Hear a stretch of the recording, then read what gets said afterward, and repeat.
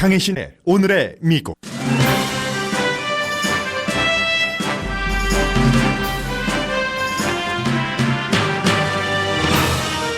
트럼프 대통령은 오늘 아침 김정은 위원장에게 실망할 수 있다면서도 지금까지는 좋은 관계라고 말했습니다. 한국을 포함한 미군 주둔 국가에 트럼프 대통령은 여전히 큰 비용 부담을 안기려는 계획을 짜고 있다고 블룸버그 뉴스가 보도했습니다. 지미 카러 전 대통령이 꽉 막힌 북미 협상 중재자를 하고 싶다는 뜻을 밝혔다고 종전선언 결의안을 발의한 로카나 하원 의원이 전했습니다. 하노이 회담 결렬 이후 일본의 움직임도 주목됩니다. 2월 일자리 증가가 전문가 예상의 9분의 1에 그쳤습니다. 반면 임금은 1년 전에 비해 3.4%가 늘어났습니다.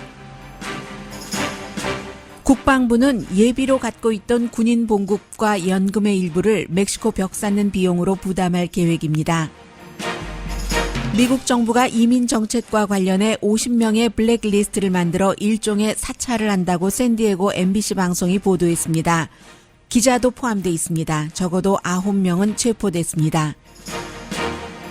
민주당이 백악관에 대통령 사위와 딸의 신원조회를 대통령이 마무리했다는 지적에 관한 서류를 요청하자 백악관은 서류를 내주지 않았습니다. 그러나 백악관에서 누군가가 관련 자료를 흘려 민주당이 입수했습니다.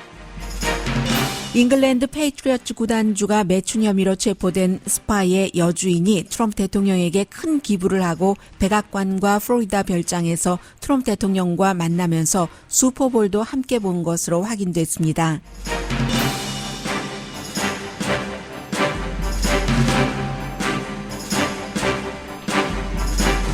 여러분 안녕하십니까? 오늘의 미국 강혜신입니다. 아무도 모르죠. 북한과 미국과의 관계가 어떻게 풀어질지는 전부 특히 이제 그 정치인들이라든가 정책 입안자 또는 항상 이쪽 내지 저쪽에서 북한 미국 관련 의견을 제시했었던 사람들은 본인이 지금까지 해왔었던 일 그리고 희망사항에 맞춰서 현재를 해석을 합니다. 그러나 아무도 알 수 없다가 뭐 당연히 정답이겠죠. 북한은 여전히 미국말로 표현을 하자면 뭐 글로리파잉 한다고 할까요? 이 하노이 회담에서 있었던 뭐 트럼프 대통령과의 일, 그 이후에 베트남 방문 등에 관해서 북한의 모든 그 매체를 통틀어서 한마디로 뭐 김정은 그 위원장이 잘하고 왔다 하는 것을 얘기를 하고 있고요. 오늘 트럼프 대통령이 지금 그 알라바마의 토네이도가 몰아닥쳐서 이번 주에 많은 사람이 숨졌죠. 그곳으로 가면서 그 전에 기자회견에서 여러 가지를 말했는데 그 여러 가지가 미국의 어제 오늘 전부 탑뉴스이기도 하기 때문에 뭐 잠시 뒤에 전해드리겠습니다만은 특별히 북한에 대해서 한 얘기부터 정리를 하겠습니다. 북한에 대해서는 비교적 여러 이슈에 대해서 말했기 때문에 짧게 얘기를 했는데요. 이 부분은 제법 길었어요. 뭐 특별히 새로운 내용은 없고 김정은 위원장과 관계가 좋았고 지금도 좋고 있고 그런데 아마도 트럼프 대통령은 확정적으로 지금 동창리에서 실험 그 발사까지 할 수 있는 준비를 했다라고 확신하는 것처럼 말하지는 않았습니다. 그러나 이것이 부정적인 면으로 결과가 나온다면 내가 놀랄 것이다. 그런 얘기도 했고 그리고는 내가 그 오바마 대통령에게 이 북한 문제를 물려받을 때 얼마나 그 재난을 물려받았는지 아느냐. 지금 너무 잘하고 있다라고 말했습니다. 트럼프 대통령인데요. 오늘 그 조금 그 헬리콥터 소리도 들립니다. Our relationship with North Korea, Kim Jong-un and myself, Chairman Kim, I think it's a very good one. I think it remains good. I would be surprised in a negative way if he did anything that was not per our understanding. But we'll see what happens. Look, when I came in under the Obama administration. 좋은 관계는 아직도 계속된다고 얘기를 했죠. Remains라고 표현했습니다. 네, 오바마 대통령 시절에는 말도 하지 않았고 미국과 북한이 또 핵 그 테스트도 하고 있었는데 지금은 아니라는 거죠. I inherited a mess. In many ways, the Middle East, I inherited a mess. 오바마 대통령에게 갑자기 그 북한 얘기를 하다가 중동 문제에 대해서도 나는 정말로 아주 그 메스만 골칫덩어리만 물려받았다라고 말합니다. 그런데 이 노스코리아 문제건 중동이건 내가 얼마나 일을 잘하고 있는가. 그러나 또 한 번 얘기를 합니다. 만약에 미국이 이해할 수 없는 방향으로 뭐 동창리 핵시설이라든가 발사장이라든가 그런 결과가 나오면 내가 대단히 이번에는 그 베리자를 붙였습니다. 대단히 실망할 것이다. 맨 앞에는 놀랄 것이다. 라고 얘기를 했습니다. 글쎄요, 지난번에도 지미 카러 그 전 대통령이 뉴욕타임즈에 기고문까지 써가면서 이제 트럼프 대통령이 아주 북한을 비난하고 할 때 내가 중재 역할을 하고 싶다 했는데 트럼프 대통령이 뭐 거들떠보지도 않았어요. 물론 대통령이 되고 나서 지미 카러 전 대통령을 타겟으로 크게 비난한 기억은 없습니다. 그런데 이 지미 카러 전 대통령이 지난주였던가요? 그렇죠? 지난주였었죠?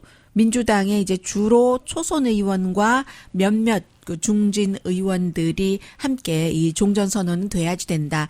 대신에 이제 북한에 관한 여러 가지 그 단속도 해야지 된다는 것을 조건절로 붙여서 로카나 캘리포니아가 지역구인 참 묘하죠. 이 로카나 초선 의원이 발의를 했는데 종전선언 뭐 지지한다는.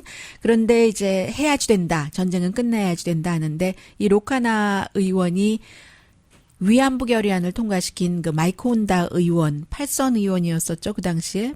그 의원을 누르고 당선된 초선 의원이잖아요. 이 로카나 의원이 어제 지미 카러 전 대통령을 만나고 왔는데 이 카터 대통령이 트럼프 대통령이 원한다면은 내가 한번 해보겠다라고 얘기를 하고 로카나 의원도 이제 그 같은 결의안도 내고 했었던 의원이기 때문에 미국에서 누군가가 중재를 해야지 된다면 지미 카러 전 대통령이 적임자가 아니냐.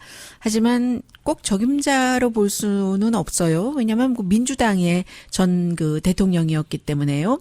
물론 적임자라고 하는 것은 전 대통령 출신으로는 처음으로 김일성 주석을 1994년도에 만났었죠. 그런데 김일성 주석이 그해 8월로 기억되는데 갑자기 숨지는 바람에 그 이후에 그 평화적인 어떤 중재 역할을 하지는 못했으나 그래서 이제 지금 94세거든요. 지미 카러 전 대통령이나 또 헨리 키신저나 나이가 비슷합니다.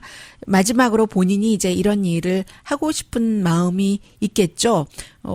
폴리티코가 보도를 했는데요. 행정부로서는 아무튼 지금 딜레마일 테고 문재인 대통령이 한국에서는 중재 역할을 하기를 희망을 하고 있고 미국에서도 역시 그 존 볼튼 국가안보보좌관이 이 평화적으로 문제를 해결하는데 어떤 장애물이라고 할까요? 사람에게 물이라고 해서 죄송합니다. 허들, 포텐셜 허들로 보고 있는 것은 분명합니다. 그리고는 트럼프 대통령의 마음은 이제 여러 갈래이기 때문에 여전히 돈 전략하는 것은 멈추지 않고 있다는 게 블룸버그 뉴스의 보도입니다. 물론 한국과도 일단 1년 협상을 끝냈잖아요. 그러니까 올해 또 중반기 이후가 되면은 또다시 주한미군 주둔 비용에 대해서 협상을 해야지 될 텐데 블룸버그 뉴스는 한국뿐만이 아니라 일본 또 여러 나라 독일 다 언급을 했는데 제가 한국 부분만 주로 말씀을 드리겠습니다. 미군이 있는 그 땅은 그 국가에서는 비용을 더 많이 적어도 이제 어떠한 50% 이상 등등해서 국가마다 다르니까 아무튼 그 플랜 이름 자체가 코스트 플러스 50라는 겁니다.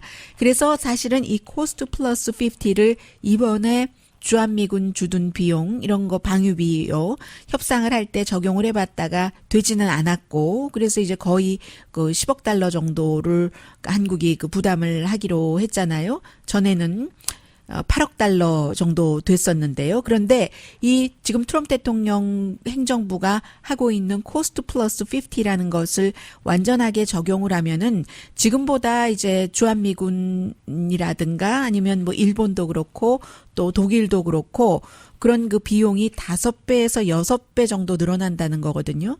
그래서 이제 그 블룸버그 뉴스는 이 같은 플랜에 대해서는 국방부나 국무부에서도 샥이라는 단어, 정말로 놀랍다는 그런 단어를 그 쓰고 있고, 그리고 이제 빅터 차 교수가 또 CSIS요, 그 Center for 전략 국제 연구소 에서 일하고 있는 빅터차 조지타운 대학교 교수가 한국에 그 적용했다 실패했다는 내용도 얘기를 하고 있고, 트럼프 대통령이 지금 대통령이 됐고 또 재선까지 된다면 이런 부분은 그 패러다임의 전환이 되겠다라고 보고 있는 거죠. 그래서 이제 독일과 일본에서는 사실 미군 주둔을 반대하는 여론이 굉장히 많은데, 만약에 트럼프 대통령이 더 비용을 올려서 뭐 5배, 6배까지 올라간다고 하면은 미군 주둔 반대 여론이 늘어날 것이다라고 얘기를 합니다. 독일은 지금 미군 주둔 그 전체 비용의 28%를 내고 있다고 하네요.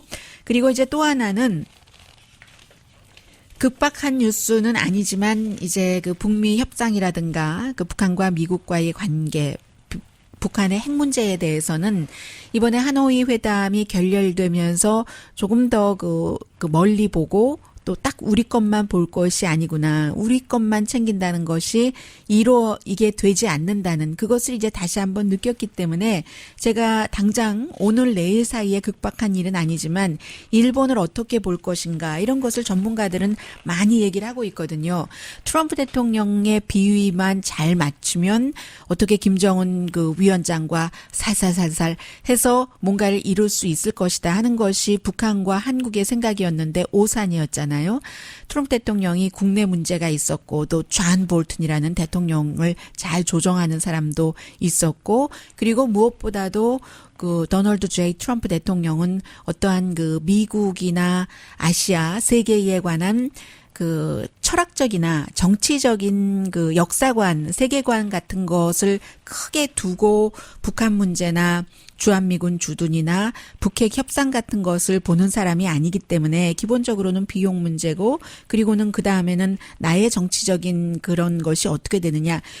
거의가 이제 여기에 기반을 두고 하고 있기 때문에 트럼프 대통령의 비위만 잘 맞춰가지고는 되지 않는다는 것을 알았고, 그리고 전문가들은 이것이 결국 미국과 북한 사이에서 어느 정도 문제가 해결되더라도 나중에는 일본까지 다 포함이 돼야지만 문제가 완성이 되는 거다. 이 핵 이슈가 한 권의 책을 낼 때 여러 과정을 거쳐서 그렇게 되는 거다 보면서 이제 일본이 어떻게 할 것인가 하는 것을 주시하고 있거든요. 그래서 이제 조지 프리드먼이라는 사람이 있습니다.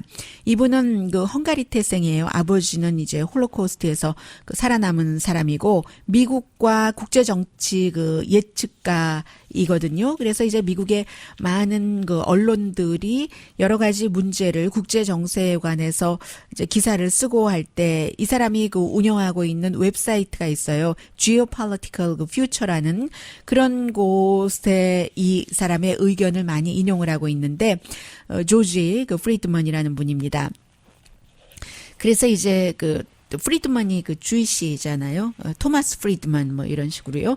그래서 이제 하노이 이후에 북한과 미국과 일본 이렇게 쓰고 있습니다. 일단 하노이 회담이 결렬된 것 자체는 길게 보면은 이런 회담이 뭐 중간에 도중에 깨어지는 것이 너무 당연하다. 다만 이제 그 한국과 북한에서는 쉽게 뭐 트럼프 대통령 잘 구슬러 놨으니까 여기까지는 되겠지 했는데, 마이클 코인이라는 악재와 존 볼튼이라는 국가안보 보좌관의 수십 년 동안의 그 노련한 그 본인의 주장 펼침 이런 것을 활용을 한 거죠. 트럼프 대통령이 미국에 지금 가지고 와봤자 별 그 크게 플러스가 될 것 같지 않으니까. 그런데 그런 것을 계산 못한 거죠. 한국과 북한에서는. 그래서 이렇게 기본적으로 깨지는 것은 흔히 있는 일이다. 그런데 분명한 것은 다시 한번 북한과의 전쟁은 미국의 좋은 옵션이 아니고 아주 위험한 옵션이고, 그렇게 볼 때 중국과 러시아의 북한에 대한 입장 또 한국의 입장 이런 것은 좀 클리어하다는 거예요. 일본이 그렇지 않다는 거죠. 미국의 입장은 9월 11일 사건 이후에 어떤 그 군사력 쓰는 것을 조금 그 제한하려고는 하는데, 물론 미국이 적을 파괴할 때는 그 힘이 대단히 그 강하다 하는 것은 인정을 합니다. 그러나 어떤 나라를 그 애니미 국가다라고 정해놓고 직접 미국이 그 점령한다던가 침공할 때는 이게 잘 안 되는 거예요. 왜냐하면 그 나라 국가의 민심을 얻지 못한 것을 아주 그 여러 번 미국이 경험했다는 거죠. 이라크에서도 사담 후세인의 그 폭정에 시달렸던 많은 사람들을 그 동상을 미군이 가서 끌어내주면은 좋아하겠네 했더니 결국은 이라크 사람들의 민심을 얻지 못했고, 물론 어떤 사람들은 반겼고 미국 사람들 통역까지 해주면서 아주 그 환영을 했는데, 뭐 잘 모르겠어 하는 사람들도 있고 완강하게 저항하는 사람들이 있기 때문에 이 저항 세력이 숫자가 많지 않아도 굉장히 그 국가 단위로는 강하게 떠받쳐 준다는 거예요. 그래서 지금 이라크가 정말 뭐 이것도 아니고 저것도 아닌 상태가 되어 버렸다 하면서 북한, 중국, 러시아, 미국의 포지션, 또 한국의 포지션은 당연히 한반도의 안정과 평화죠. 북한의 핵 파기보다도 현재 그 한국의 입장, 그 문재인 정부의 입장은 그런 입장이다 하면서 일본이 불확실하다고 얘기를 합니다. 이것까지 다 알면서 같이 가야지 된다는 얘기가 이 얘기고, 제가 오늘 이 말씀을 드리는 이유는 하노이 회담 이후에 일부 한국에서 굉장히 똑똑하고 말도 잘하고 합리적이고 그런 그 사람들 가운데서도 일본이 그 이번 회담을 깨는데 큰 역할을 했다라고 많이 주장을 하던데 그렇지는 않거든요. 물론 뭐 트럼프 대통령이 일본에서 또 무역 협상해야지 될 것도 있고 받아야 될 것도 있고 또 미군 주둔 그런 비용 같은 것도 그렇고 해서 아베 신조 일본 총리가 뭐 납치자 문제 얘기 좀 해달라 해서 얘기 뭐 한두 번 한 것이 대수 아닙니다. 미국의 국내 정세에 따라서 그런 그 결렬이라는 것을 선택한 건데, 지금 일본은 중요한 것이 세계에서 첫 번째로 중요한 게 넘버 3 경제 대국이라는 겁니다. 경제력이 있다는 것은 그 돈을 군사력 확장에 쓸 수 있다는 얘기고, 하노이 회담까지 그 가기 직전까지 마이클 코엔 청문회가 없었을 때까지 지금 미국의 입장이 어땠냐면 핵 가진 북한을 받아들인다. 다만 미국 본토만 그 핵으로 공격하지 않는다면, 대신에 일본에는 일본의 국가 안보를 미국이 그 핵 우산으로 완전히 그 막아준다. 뭐 그런 것들이 이제 중국도 견제할 수 있고 또 그 러시아의 그런 문제. 러시아도 뭐 점점 이제 그 서쪽으로 오고 또 그 태평양 그 오션 지역으로도 어떻게 될지 모르잖아요. 세력을 펼치려고 할지. 그래서 이제 하노이 직전까지 그랬는데, 지금 하노이 회담이 끝나고 나서 이렇게 가만히 보니까 일본으로서도 이 미국이 우리를 핵우산으로 지켜준다는 것을 믿을 수가 있어? 중거리 단거리 얘기는 안 하잖아. 탄도미사일 얘기만 하고, 이게 지금 미국의 입장이라는 거고, 러시아의 미래도 지금 일본으로서는 알 수가 없고, 중국의 경우는 중국과 러시아나 지금 전부 그 일본과 어떤 그 해상에서의 분쟁 같은 것들이 있으니까요. 무엇보다도 중국의 경우는 한국과 마찬가지로 역사적으로 일본으로부터 어떤 그 공격을 받고 지배를 받고 했었던 것이 있기 때문에 일본에 대해서 감정이 좋지 않다는 거예요. 그런 상황에서 이제 그 일본은 아베 신조 일본 총리가 뭐 무슨 뭐 평화 뭐 헌법 이런 것을 바꾸려고 많이 시도도 해봤고, 그게 이제 결국은 국방 정책 그 이제 국방 뭐 침공을 받을 때만 자위대를 쓸 수 있는 것이 아니라 어떤 그것보다도 더 영향력을 넓힐 수 있는 이런 것을 계속 해보던 이런 도중에 경제력 3위의 위치는 계속 갖고 있고, 그리고는 그 미국을 더 이상 그 믿을 수 없다는 것을 일본의 그 정치인도 아베 신조 일본 총리도 트럼프 대통령에게 굉장히 살갑게 잘하고는 있지만 이번에 그 북한에 하는 것도 봤잖아요. 다 뭐 어느 정도 초안 마련해 놓고도 엉뚱한 것, 목적이 있었던 거죠. 들이대고 할 때는 이미 이번에 안 하겠다는 그런 것을 보니까 이거 믿을 수가 없다 하는 것을 알게 됐고, 그리고 일본의 여론도 바뀌고 있다는 겁니다. 자신들의 현실을 이렇게 보면서 정말로 뭔가 스스로 국방을 해야지 되는 것인가, 그런 그 상태에서 지금 그 북한에 대해서는 미국이 2차 대전까지는 많은 그 전쟁에서 큰 그림도 그렸고 그 이후에 수습도 잘했고요. 일본과 독일은 미국과 전쟁을 치른 나라잖아요. 그런데도 일본이 미국을 폭격을 했는데도 미국과 일본은 잘 지내고 있습니다. 동맹 관계를 맺고. 그렇지만 그 이후에 뭐 한국전이라든가 베트남에는 뭐 하노이의 국기가 꽂혔잖아요. 사이공의 국기가 아니라. 그런 것 때문에 아프가니스탄과 이라크에서도 미국이 실패를 했고 20세기의 전쟁에서는 이겼는데 21세기는 지금 미국이 이기지 못하고 트럼프 대통령이 재선된다면 여전히 돈 아끼고 우리는 우리만 챙기겠어 하는 미국의 그 전략적인 변화 이런 것 때문에 지금 그 일본도 어떻게 할지 지켜보면서 이제 미국 일반인들도 뭔가 그 처리를 해야지 된다. 뭐 세계사 그림을 그렇게 봐야지 된다 하는 게 조지 프리드먼 씨요. 그 글이었습니다. 이걸 뭐 많은 그 매체에서 인용들 하고 있어요. Geopolitical 그 Future라는 웹사이트가 있습니다.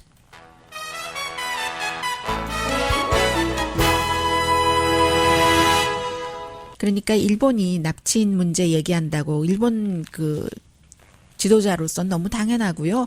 국민 한 사람의 생명을 지키겠다고 뭐 수십 명의 생명 지금 그 살아 있으면 다 뭐 일본으로 오게 하겠다고 하는 거 그게 당연한 것이기도 하고 그런 것까지 감안하면서 그런 것만 따져 할 게 아니라 시기가 있긴 하지만 그럴 수도 있겠다 하면서 큰 그림으로 가는 게 북한 핵 문제를 평화적으로 푸는데 승리할 수 있는 길인 것 같습니다. 잠시 뒤에는 미국의 중요한 뉴스들 전해드립니다.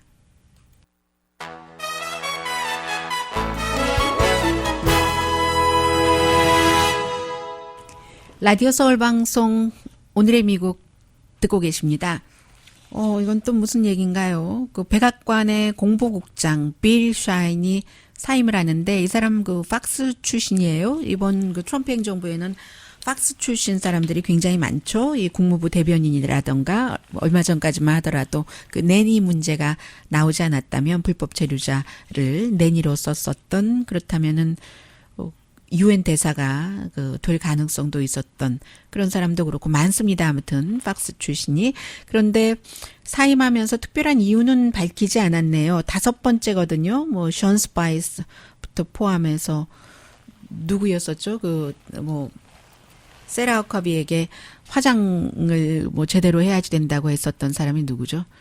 션 스파이서 다음에 했었던 앤토니 스칼라무치 열흘 만에 해고됐었잖아요. 대통령이 좋다고 해고했다가 그 다음에 이제 호프 힉스가 있었고 호프 힉스가 모델 출신의 여성 정치 경험 없는데 백악관에 들어가서 2년 동안 가장 오래 대통령과 일을 하다가 물러났고 지금은 아마 세라 후카비가 더 오래 일할 것 같은데요. 기간상으로 보면은 빌 샤인이 물러나기는 하지만 트럼프 대통령의 재선 캠페인에서 시니어 어드바이저는 한다는 건데 이게 케미스트리와 결과를 만들어내는 것을 이 공보국장과 대통령의 관계에서도 보여주기 때문에 제가 구태여 말씀 안 드려도 되는데 말씀을 드리는데요. 원래 빌 샤인을 대통령이 하이어할 때는 서로 아주 또 팍스 출신이고 하니까 뭐가 잘 맞으니까 한 거예요. 그런데 의외로 별 결과를 내지 못했고, 그러다 보니까 사이도 멀어지고, 이번에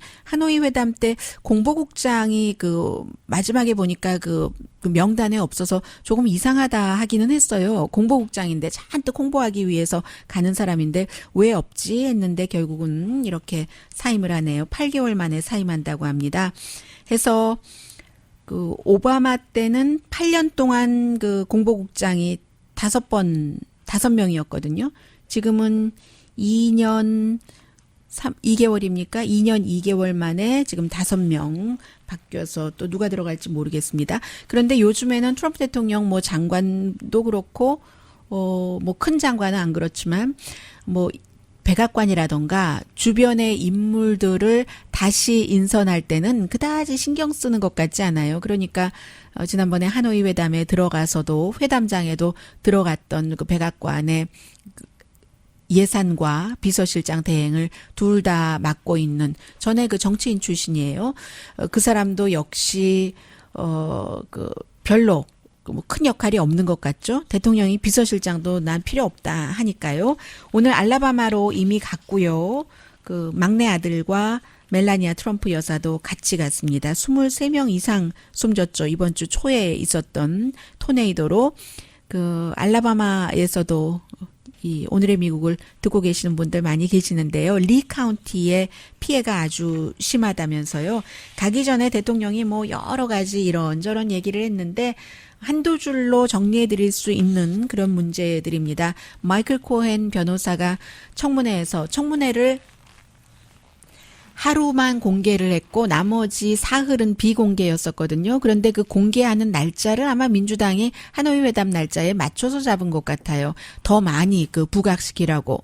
하노이 회담에서 큰 것이 있을 수도 있다고 생각을 했겠죠. 민주당으로서는. 해서 사실은 그 시선을 돌려보려는 의도도 전혀 없었다고 생각되지는 않습니다. 그래서 이제 그 날짜로 잡아서 열심히 그 생중계를 했고 팍스도 전부 생중계를 했고요.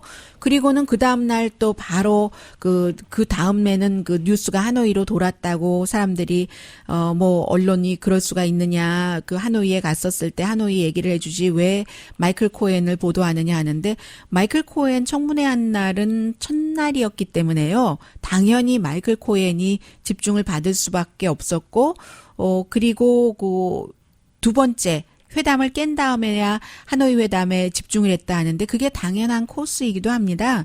왜냐하면 회담을 깬 것이 워낙에 큰 뉴스이기도 하고 마이클 코헨의 그 다음날 청문회는 공개가 되지 않았거든요.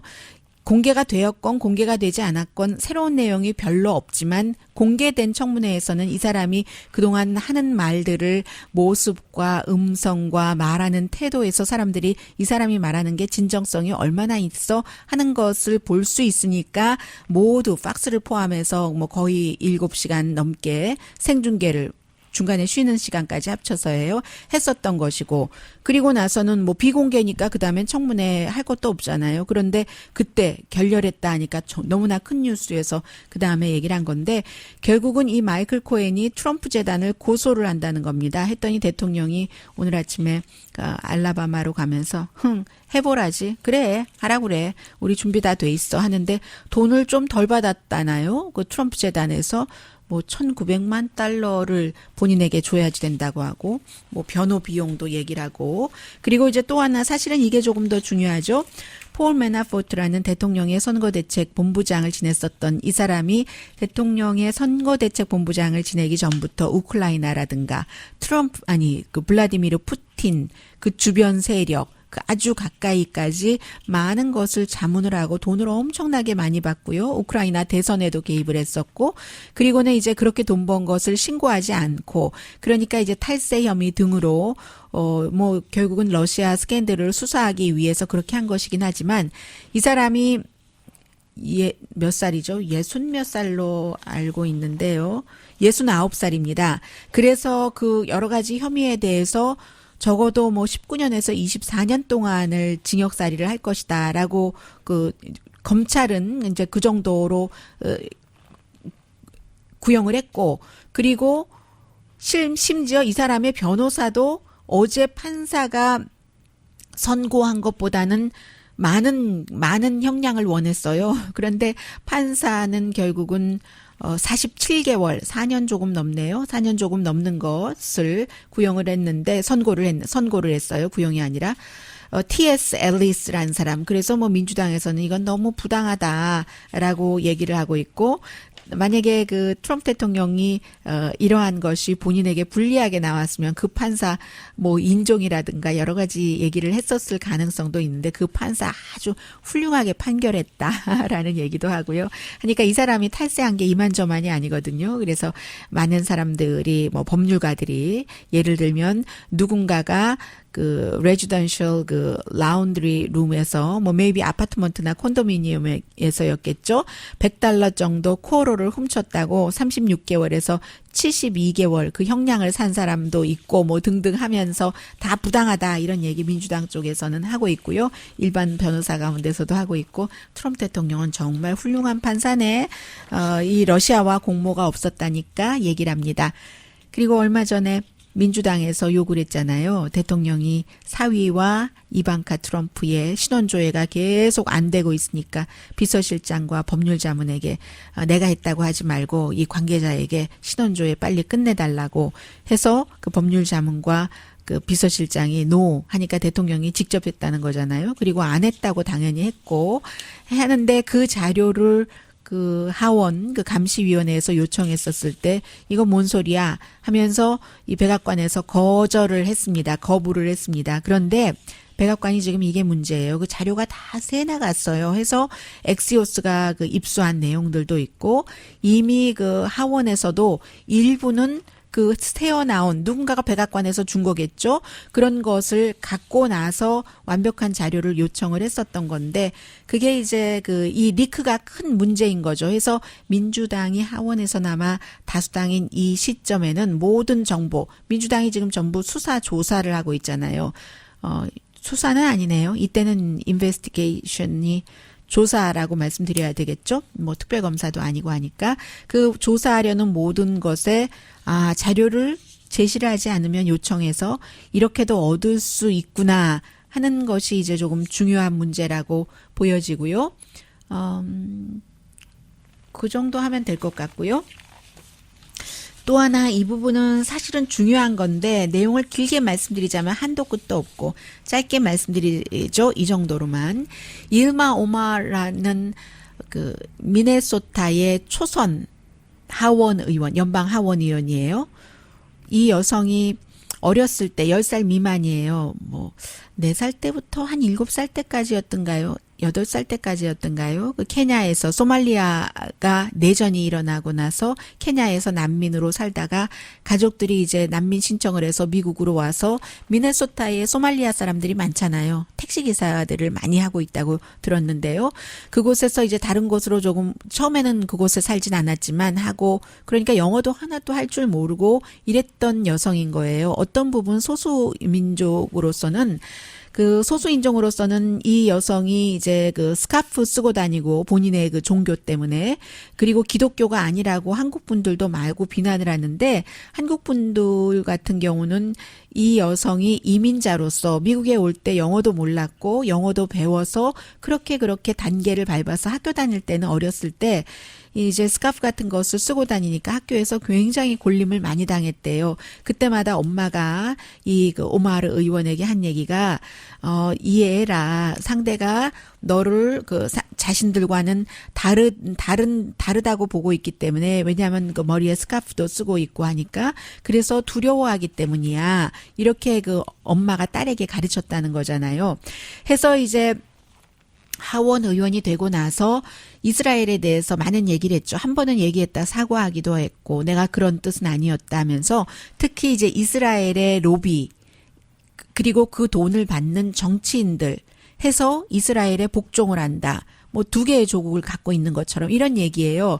그래서 이제 본인이 사과를 할 때도 지난번에 한번 사과를 할 때도 그 기본적인 입장에 대해서 사과를 한 것이 아니라 표현이 좀 서툴렀다고 사과를 한 것이고 이런 일이 있자 또 이렇게도 얘기했잖아요. 벤자민의 베이비라고. 그 벤자민이 뭐 벤자민 네탄야후라고 저도 처음에는 잠깐 그렇게 생각을 했었었는데 왜 벤자민 베이비라고 하냐면 벤자민 그 프랭클린이 $100짜리 지폐에 얼굴이 그려져 있잖아요. 이스라엘계가 돈만 주면 $100짜리만 주면은 뭐든지 다 옳소 한다는 이래서 되겠느냐 이런 얘기를 하니까 미국이 뭐 정치인들도 그렇고 많은 그 분야에서 유대계 그 사람들에 의해서 돌아가니까 여기저기서 이만저만 그 비난이 많은 게 아닙니다. 그래서 이제 그 하원에서 하나의 안이 통과가 됐는데 그 안이 일한 오마르 의원을 비난하기 위한 게 아니라 모든 미움에 대해서 그것은 그래서는 안 된다 하는 그렇게 이제 통과시킨 거예요. 그래서 낸시 펠로시 하원 의장도 이 의원의 이름 같은 것은 넣지 않고요. 꼭 유대계뿐만이 아니라 이것은 무슬림을 미워하는 것도 들어가야지 되고 그밖에 여러 가지였는데 제가 적어놓은 메모를 어디다가 두고 왔나요? 아무튼 그래서 그 같은 혐오 범죄 막고 미움을 막는 그런 것에 대한 결의안 같은 것이 어제 통과가 됐습니다. 잠시 뒤에 경제가 한 번 정도는 더 봐야지 이게 계속 되는 건가 나빠지는 건가 아닌가를 확실히 알 수 있을 것 같은데요. 오늘 나온 것은 좀 혼돈된 시그널을 주고 있기 때문에 연방준비제도가 어떻게 할까 하고 제일 먼저 궁금해지던데요. 잠시 뒤에 전합니다.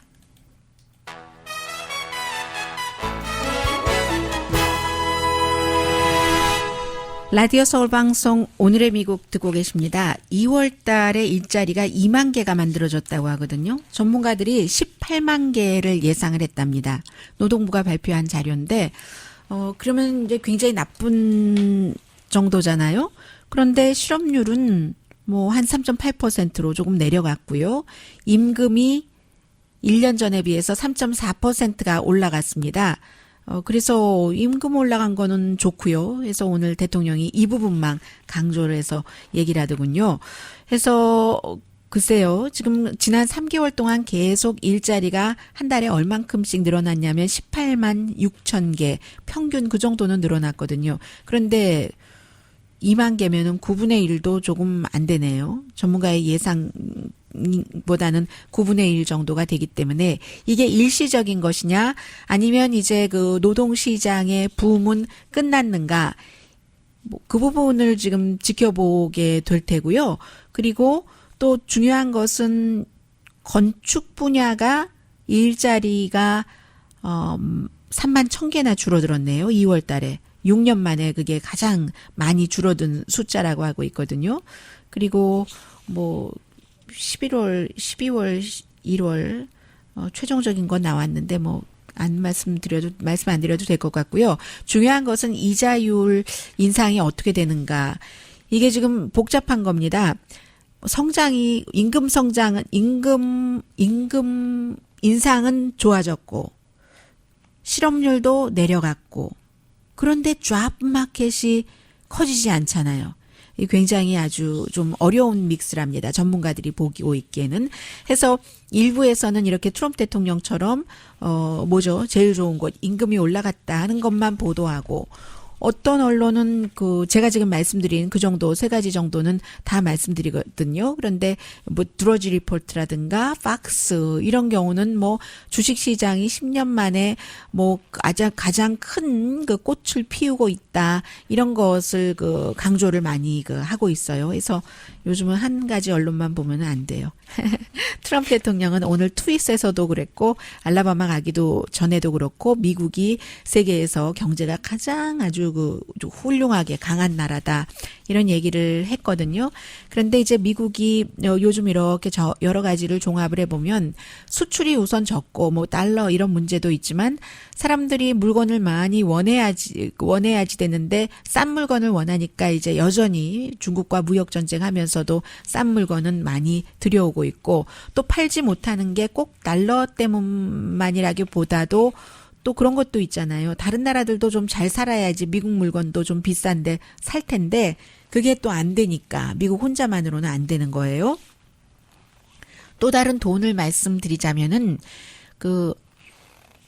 국방부가 지금 트럼프 대통령이 국방부에서 돈 얼만큼 몇십억 달러, 재무부에서 또 몇십억 달러 해서 80억 달러 정도 맞춰서 멕시코와의 장벽을 쌓겠다는 건데 다른 것 다 제외하고 국방부의 어떤 펜션이라든가 아니면 무슨 페이롤 지급하는 이런 것에 예비비가 지금 있다고 하거든요. 한 10억 달러에서 20억 달러 정도가 있는데 그러니까 쓰지 않는 펀드가 기금이 있는 겁니다. 왜냐하면 군인 하라고 여러 가지 베네핏 많이 주고 한다고 아무리 리크루트를 해도 뭐 군인 되겠다는 사람이 없고 그리고 일찍 은퇴하는 조기 은퇴하는 사람은 없고 하니까 펜션과 페이에서 돈이 남는데 이 돈까지 트럼프 대통령이 국방부에서 지금 돈 내놓으라고 하니까 그렇게 그 돈으로 보내서 결국은 멕시코 벽 쌓는데 짓겠다 하는 겁니다. 그런데 항상 그 비 오는 날을 위해서 좀 준비를 해야지 되는 부분들이 있는데 나중에 뭐 문제가 될지 문제가 되지 않을지 모르겠고요. 관련해서는 연방 정부가 50명 넘게 정확하게 59명이군요. 이민 관련 취재를 하는 저널리스트, 운동가들, 변호사들, 특히 이제 지난번에 그 캐러반들이 쭉 올 때 그들을 도와주려고 했었던 사람들을 명단을 작성하고 이렇게 보면은 이거 블랙리스트라고 할 수 있는 겁니까? 사찰이라고 할 수 있는 겁니까? 왜냐하면 주소, 이름, 뭐 어디로 가는지, 뭐 그 기자의 엄마의 이름이 뭔지, 뭐 가족들이 어떤 그 일을 하고 있고 여행 기록은 어떤지 데이터베이스를 만들었다는 거예요. 이제 그 다른 남미에서 넘어오는 사람을 도와주려고 일을 하려던 또 일을 이미 시작한 저널리스트, 뭐 저널리스트야 보도니까 그렇다고 하고 액티비스트, 변호사들. 이거 사찰인가요? 어떻게 되는 거죠? 아무튼 이런 일이 미국에서 있습니다. 조용히 아무에게도 말하지 않고 이런 일들을 했다는 겁니다. 미국 정부가요.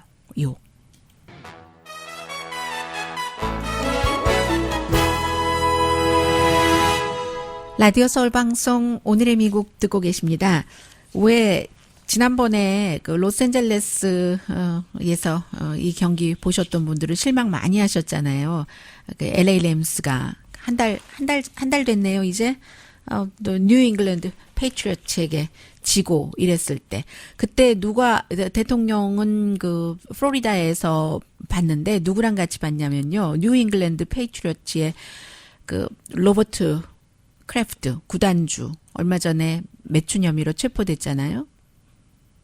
그 사람이 갔었던 스파의 주인과 함께 대통령이 봤다는 겁니다. 뭐 그 두 사람만 본 게 아니라 여러 사람이 있었겠죠.